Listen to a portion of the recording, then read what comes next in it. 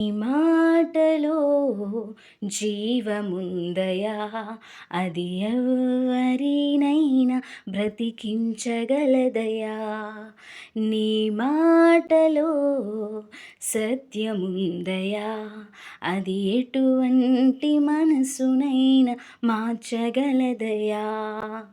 నీ మాటలో శక్తి ఉందయా, బలహీనులకు బలమిస్తుందయా. నీ మాటలో ఎంతో అర్థముందయా, కనుగొన్న వారికది భాగ్యమేనయా. యేసయ్యా, యేసయ్యా, యేసయ్యా, యేసయ్యా, యేసయ్యా, యేసయ్యా, యేసయ్యా.